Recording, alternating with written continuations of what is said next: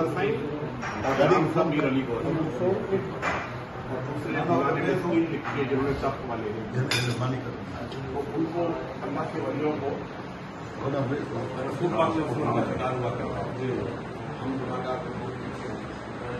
अच्छा जरूरी नहीं है बेदारी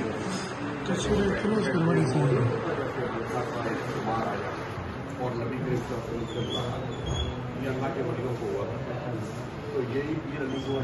हजारा सेकेंड उनको तो उस वक्त वो क्या कहते थे पता है तुम लोग हैरान हो जाओ वो ये सुनो न वञु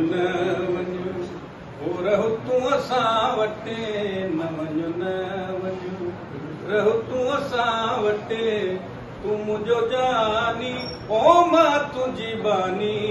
न वञु न सिंधी में अपने आप को डाउन करके अल्लाहू अल्लाहू न वञु न वञु रहो तूं असां वटि न वञु न वञु ओ रहो तूं असां वटि तूं मुंहिंजो जानी ओ मां तुंहिंजी बानी न वञु न अल्लाहू अल्लाहू अल्लाहू अल्लाहू पीर अली को शाह असगर साईं पीर पगारा सेकंड ओ जानी मिले तमा जिया जिया भले मुल्क में मशहूर थिया थिया जानी मिले तमा जिया जिया भले मुल्क में मशहूर थिया थिया मुल्क में मशहूर थिया थिया भले मुल्क में मशहूर थिया थिया जानी मिले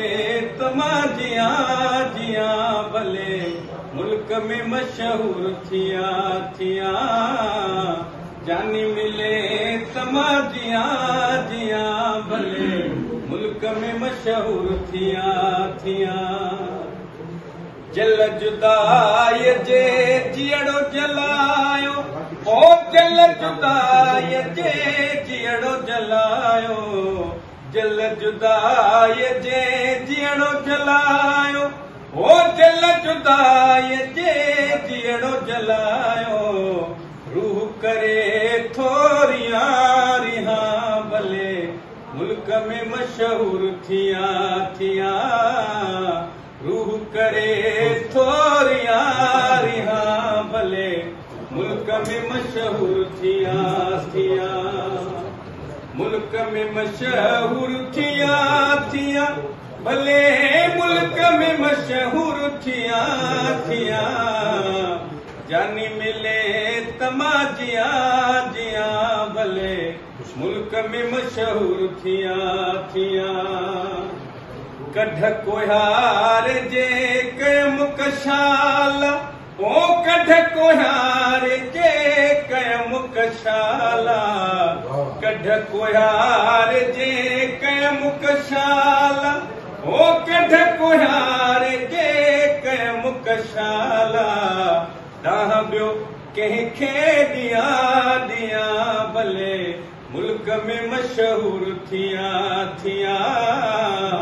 ॾांह ॿियो कंहिंखे ॾिया ॾिया भले मुल्क में मशहूर थिया थिया असगर चए साईं इश्क वारनि जा ओ असगर चए साईं इश्क वारनि जा असगर चए साईं इश्क वारनि जा ओ असगर चए साईं इश्क वारनि जा नीह निभाए निया निया भले मुल्क में मशहूर थिया थिया नीह निभाए निया निहा भले मुल्क में मशहूर थिया थिया ओ मुल्क में मशहूर थिया थिया भले मुल्क में मशहूर थिया थिया जानी मिले तमा जिया